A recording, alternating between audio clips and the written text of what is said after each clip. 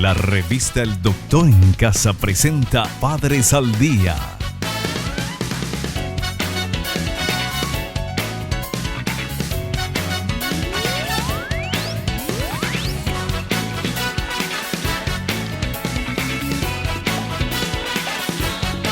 Con la conducción de Alicia González Rodas. Padres al Día. ¿Qué tal, amigos? ¿Cómo están? Bienvenidos a Padres al Día. Bueno, hoy vamos a hablar de cómo prevenir la violencia en niños y adolescentes en cualesquiera de sus formas. Vamos a una brevísima pausa comercial y a la vuelta estamos con nuestra invitada. Ya volvemos con más Padres al Día.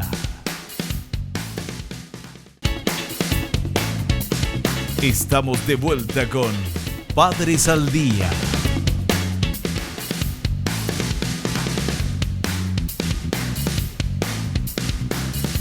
Y en Padres al Día damos la más cordial bienvenida a una amiga de la casa, conocida ya de época del IPS, del Ministerio de Salud Pública y Bienestar Social. Ella es una destacada emergentóloga pediátrica. Ella es la doctora Raquel Lovera, además es integrante del equipo técnico de la Dirección de Género, equipo técnico y multidisciplinario del Ministerio de Salud Pública y Bienestar Social. Bienvenida, qué lujo tenerte aquí. Muchísimas gracias, Ali. Realmente un gusto volver a reencontrarnos y bueno, para hablar de este tema apasionante que es el de la violencia. De la violencia, que tiene tantas aristas y bueno, tu experiencia ya habiendo trabajado y desde emergentología y desde emergencias, desde el servicio de urgencias de cualquier centro sanitario, uno se percata de tantas cosas, ¿verdad? Así mismo es. Bueno, hablemos de la violencia en sí. La violencia puede ser física, verbal, tiene un montón de maneras de manifestarse, ¿verdad? Cuando hablamos de violencia realmente estamos hablando, lastimosamente, la única violencia que es visualizada hasta hoy día es la violencia física, pero las tipologías que tiene la violencia son varias. Sí. Es física, es psicológica, ¿verdad? Es aquella por omisión también que llamamos de negligencia, ¿verdad? Claro. Y una muy importante que es que tiene penalidades en no hacerse cargo del debido cuidado de los hijos. Claro, la violación del deber de cuidado que ya están empezando, por suerte, a ser denunciados, ¿verdad? Sí. Aquellos niños que no tienen la escolaridad que deben de tener, aquellos niños que no son vacunados, aquellos niños, ¿verdad?, que no los alimentan adecuadamente, aquellos niños que no tienen un control también como el que deberían, ¿verdad? Todos esos cuidados que están, ¿verdad?, a cargo de los padres o tutores. Y niños discapacitados también, que nunca piden, dicen, no, nació así nomás, a lo mejor una cuestión de ignorancia, o a lo mejor piensan que hay que tenerlo nomás así en la casa y no, y requiere un cuidado especial. Si bien el niño per se y el adolescente, ¿verdad?, es un grupo muy vulnerable, en donde realmente sus derechos prácticamente no son visualizados. Cuando hablamos ya de discapacidad, estamos aumentando aún más esa vulnerabilidad, ¿verdad? Claro. Entonces, el otro tipo de maltrato que no mencioné es el del abuso sexual. En donde ese es un apartado que vamos a desarrollarlo. Exactamente, y donde ya estamos hablando de un crimen, ¿verdad? Sí. Tiene otras connotaciones, pero entra dentro del capítulo de violencia y maltrato. Claro, tal cual. Bueno, acá nos están indicando para ver un material que preparó la producción de Padres al Día, que habla justamente de la definición del maltrato infantil. Partamos luego de eso para quienes hayan sintonizado en este momento Padres al Día. Veamos. Definición de maltrato infantil. De acuerdo a la Organización Mundial de la Salud, el maltrato infantil se define como los abusos y desatenciones que reciben los menores de 18 años de parte de sus padres o apoderados, incluyendo maltrato físico, psicológico o sexual que dañen su salud, desarrollo o dignidad o bien pongan en riesgo su supervivencia. Maltrato o abuso implica una valoración social en relación a lo que es peligroso o inadecuado para el niño. Y aquí reside precisamente la gran dificultad para definirlo, ya que hay una falta de consenso social, respeto a lo que constituyen formas de crianza peligrosas e inaceptables. falta de consenso social sobre lo que constituyen prácticas inadecuadas. Asimismo, nosotros realmente tenemos brechas, y vamos a hablar específicamente de lo que es Paraguay. ¿Cuáles son esas dificultades, verdad? Nosotros tenemos culturalmente muy naturalizada la violencia. Entonces, hablamos de... Que tu hijo es tu pertenencia, más o menos así, y que se pueda hacer lo que uno quiera con el hijo. Por un lado eso, por otro lado la forma de crianza de hace años, cuando éramos niños nosotros, porque hoy ya es diferente, ¿verdad? Sí. Era muy común ver que alguien estire el cabello a un niño, a una niña, ¿verdad? O que le pegue con el cinto, o con un objeto, mismo en el colegio, ¿verdad? Dice la maestra me pegó con la regla, ¿verdad? Años atrás, no digo que eso ocurra ya ahora, eso ya no es así, ¿verdad? Pero está como muy naturalizado y muchas veces verbalmente seguimos escuchando cosas como sos un inútil, no servís para nada. El mensaje es negativísimo. Totalmente, y eso crea un daño psicológico terrible y altera, vamos a decir, enormemente la autoestima de ese niño. Seguro. Que va creciendo en su medio, que es su hogar, que es su lugar de protección, debería de ser, ¿verdad? Va creciendo de manera no segura. Claro, inadecuada. De manera inadecuada. Entonces, nosotros tenemos, por un lado, culturalmente esa naturalización, por eso es que la violencia es una conducta aprendida. Por eso a veces solemos repetir que tenemos que desaprender la violencia. Claro. Y aunque en el hogar de uno se haya vivido violencia, ¿nosotros para qué estamos? Sino para hacer mejores las cosas. Podemos no repetir la historia, sino cambiar esa historia de dolor que uno pudo haber padecido en su familia y criar hijos en un ambiente más saludable, ¿verdad? Claro, por eso es que es importante crear una conciencia a nivel social y donde tenemos ejes en donde nosotros tenemos que trabajar educando, que es el hogar, la familia, vamos a decir, los centros educativos, que son las escuelas, los colegios, la sociedad misma, porque lo que nosotros tenemos que propiciar y lo que tenemos que crear son ambientes seguros, tanto dentro como fuera de la casa. Claro, y que el niño y el adolescente sepan cuáles son sus derechos, porque al hablar de violencia estamos hablando, como bien dijo el material, como bien lo dijo usted, doctora Elovera, estamos hablando de abuso y desatención en el deber de cuidado. Asimismo, es por eso muy importante y cuando hacemos foros con los niños y con los adolescentes, ¿verdad? Que ellos conozcan sus derechos, ¿verdad? Sí.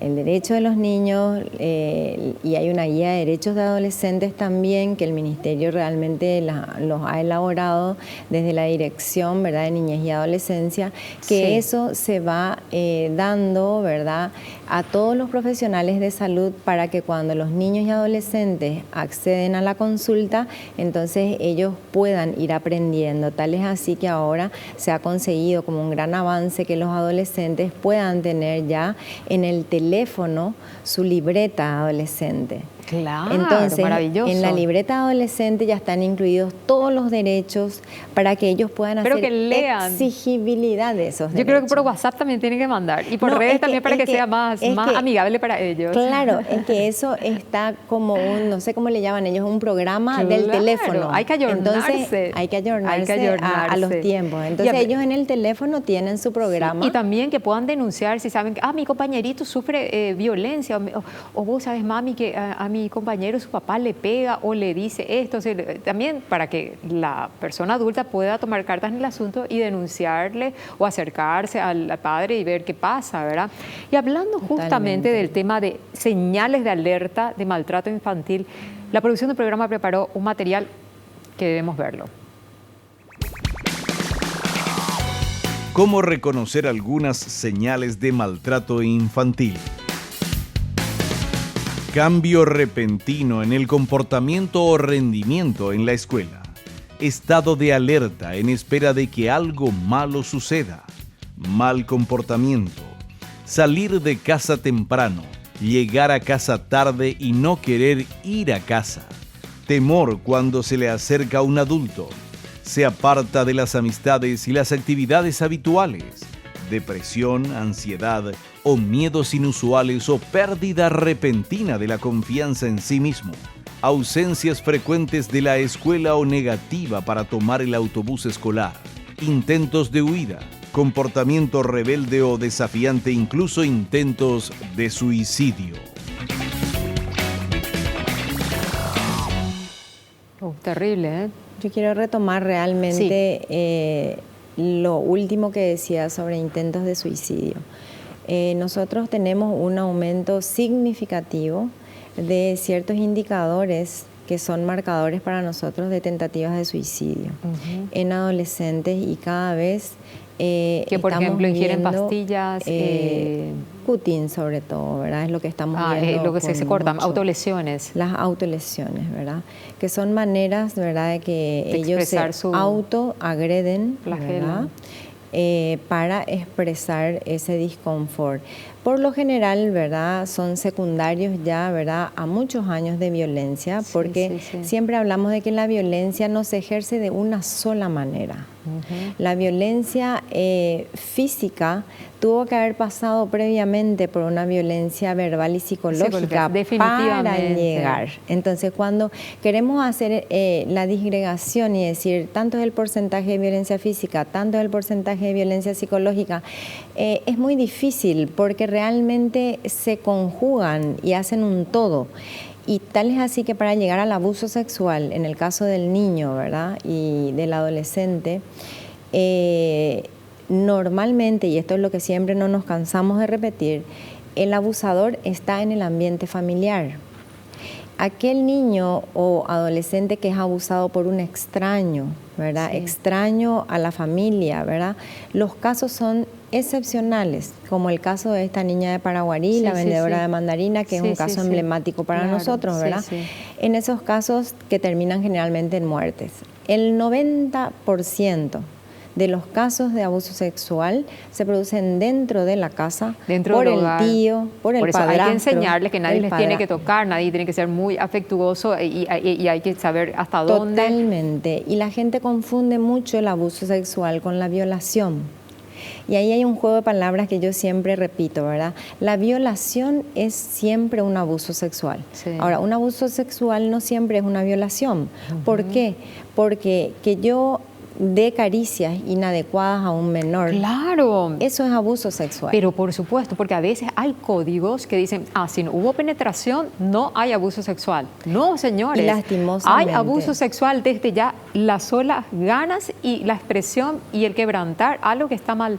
Así mismo, por eso es que es importante enseñarle al niño desde muy pequeño y en la escuela también, desde que empiezan en el jardín y acompañar lo que en la casa se les enseña, de que hay partes de su cuerpo que nadie debe tocar, ¿verdad? Y que ellos tienen que saber eso y que tienen que denunciar y que tienen que contar, ya sea a sus padres. O esas prácticas del baño conjunto, que se baña con el papá o con la mamá, o qué sé yo. Yo, por ejemplo, difiero, pero hay personas que sí lo hacen, ¿verdad? Sí. Pero yo creo que tienen que tener su momento de intimidad ellos. Claro. Y hay que enseñarles que ellos se tienen que bañar solitos, que de repente si necesitan una ayuda que le piden a la mamá o a la persona de su confianza, ¿verdad? Así mismo. Y como decíamos, caricias inadecuadas, por ejemplo, fue muy comentado también un caso que por Facebook, porque lastimosamente también las redes sociales no contribuyen, ¿verdad?, para esto de la violencia, al contrario, ¿verdad? Salió un padre, bueno, besando en la boca a un niño, por ejemplo, ¿verdad? Si bien eso... Y en otras culturas se hace. En otras culturas, eso. claro. Sí. Eso, por ejemplo, es abuso sexual, ¿verdad? También está estipulado dentro del abuso sexual. El ver una película pornográfica con un niño, el pedir que toque sus partes íntimas. No, terrible, ¿no? El abanico de manifestaciones es terrible. No confundir violación con abuso sexual. Hay que tomar en cuenta todas esas aristas que tiene la violencia en cualesquiera de sus formas. Por eso es que nosotros decimos que hoy para salud pública la violencia es una epidemia que deja marcas y huellas que pueden ser imborrables, que pueden llegar a costarle la vida a una persona, Claro. aunque físicamente uno no tenga ninguna lesión, ningún rasgo que a uno le diga de que uno pueda estar perdiendo la vida. Para nosotros en la emergencia eso es un código rojo, Claro. aquella persona violentada, ¿verdad? Y nosotros tenemos, por el artículo 5 del Código de la Niñez y la Adolescencia, la obligatoriedad, de hecho, de la denuncia en caso de maltrato. Me parece fantástico, me parece fantástico. Padre, te atiende a un gran número de personas en los centros sanitarios públicos y pueden ver cada cosa. Bueno, de todo eso y muchísimo más vamos a hablar con la doctora Raquel Lovera. Vamos ahora a una brevísima pausa y a la vuelta seguimos con más Padres al Día. Ya volvemos con más Padres al Día. Estamos de vuelta con Padres al Día.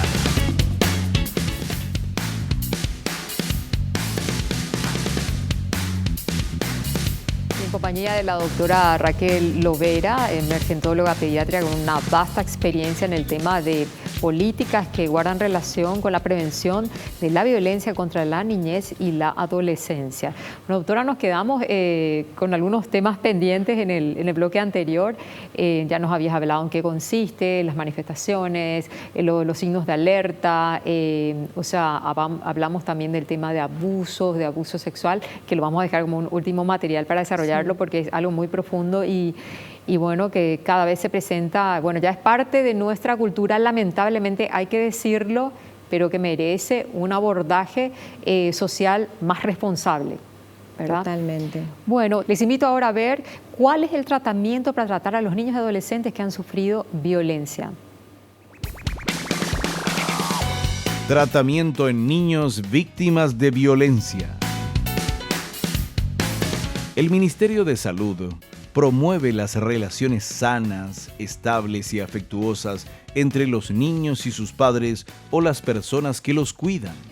Es así que la cartera sanitaria brinda atención integral a la salud de las niñas, niños y adolescentes en situación de calle o de trabajo infantil en calle a través de los servicios y programas dependientes en cooperación interinstitucional con otros 11 entes del Estado con la finalidad de atender integralmente a la niñez y la adolescencia en situación de explotación laboral y maltrato infantil, especialmente en las calles de la ciudad de Asunción.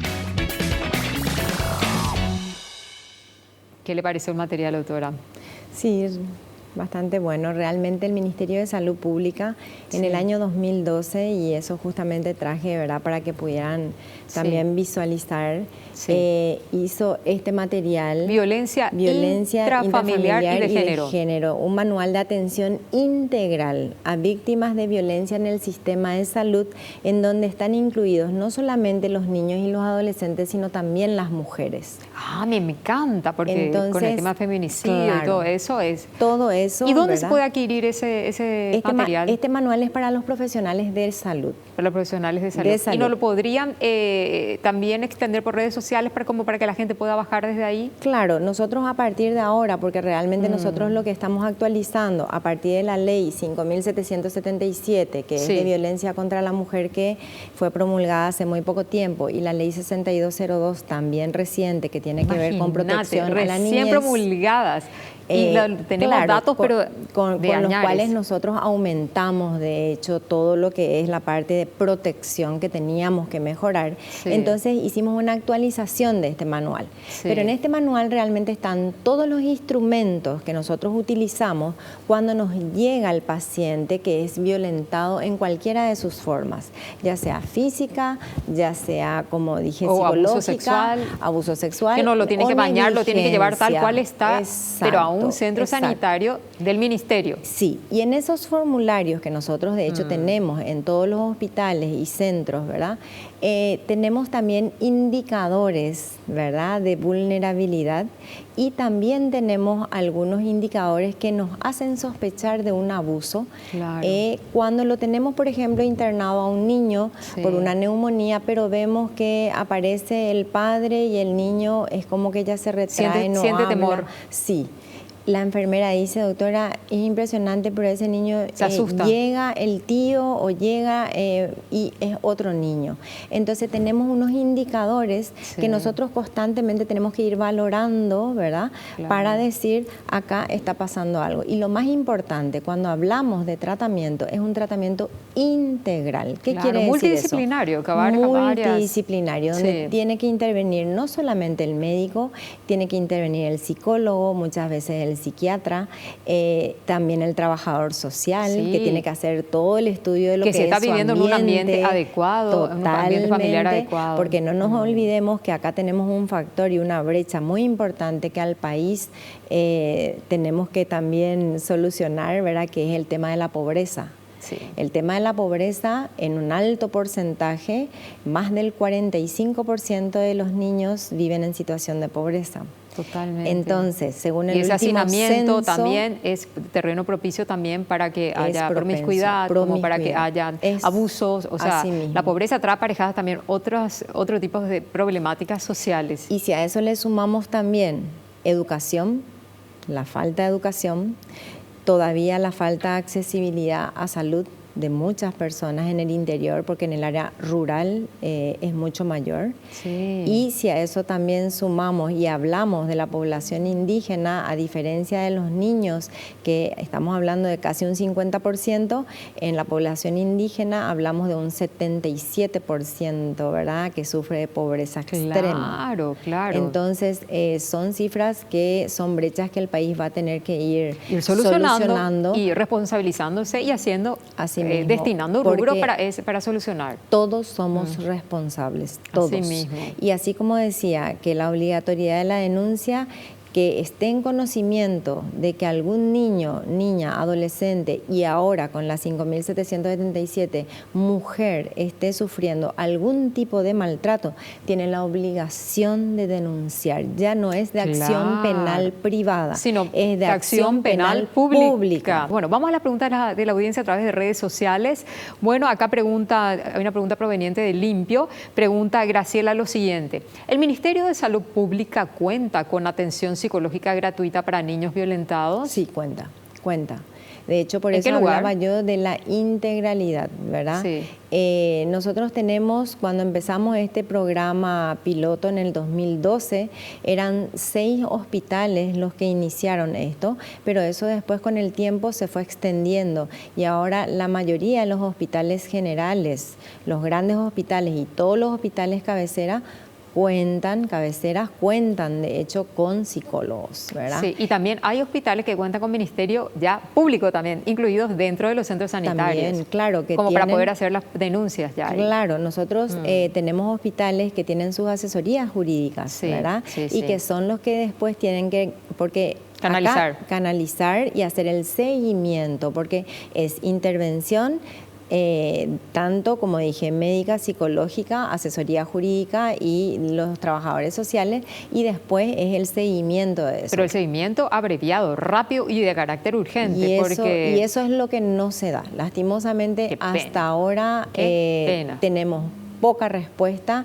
La ley es muy clara cuando uno pide la medida cautelar de protección para el menor, por ejemplo, de que en 24 horas se tienen que dar esas medidas, ¿verdad? Y no se dan. Y el promedio a veces de internación de un niño violentado es de 10 a 12 días, cuando realmente dicen, doctora, estamos ahora con influenza, no hay cama y este niño que se puede ir a su casa, pero sabemos que quien está maltratando está dentro de la casa. Dentro de su casa. Entonces, hay que ser responsables y hay que buscar maneras de solucionar. Y estamos trabajando en eso. De hecho, que esto es un trabajo que estamos comprometidos, el Ministerio de la Niñez, el Ministerio de Educación, el Ministerio de Salud, está comprometido el Ministerio Público, el Poder Judicial mismo. Y a través de convenios con el IPS también.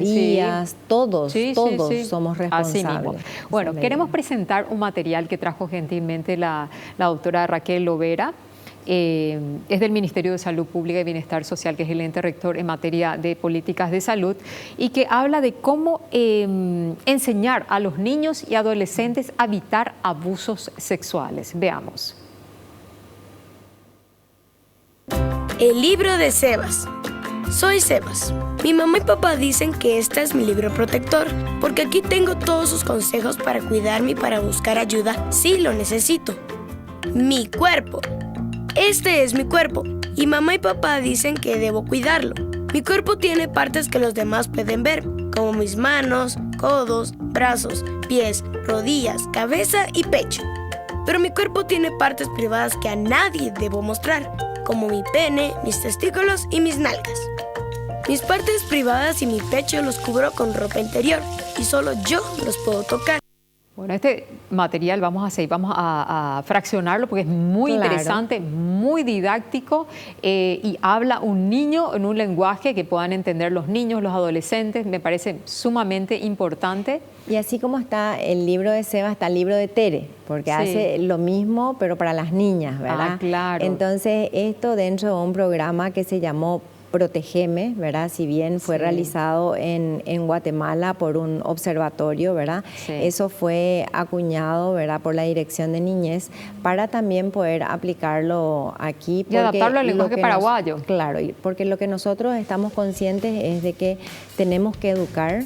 Claro. Tenemos que educar, que es un compromiso de todos, claro, y que dentro de las políticas del Estado tiene que ser una prioridad la protección de los derechos de los niños y de los adolescentes, que es el sector más vulnerable que hoy tenemos en el país. Y son el futuro del país, o sea que hay que invertir, le guste a quien no le guste, destinar los rubros a la parte de educación infantil y a la prevención de casos de violencia. Bueno, con esta hermosa reflexión de la doctora emergentóloga pediátrica del Ministerio, parte del equipo técnico de la Dirección de Género y equipo multidisciplinario del Ministerio de Salud Pública y Bienestar Social.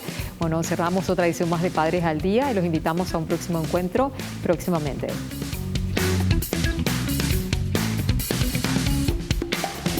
La revista El Doctor en Casa presentó a Alicia González Rodas en el programa Padres al Día.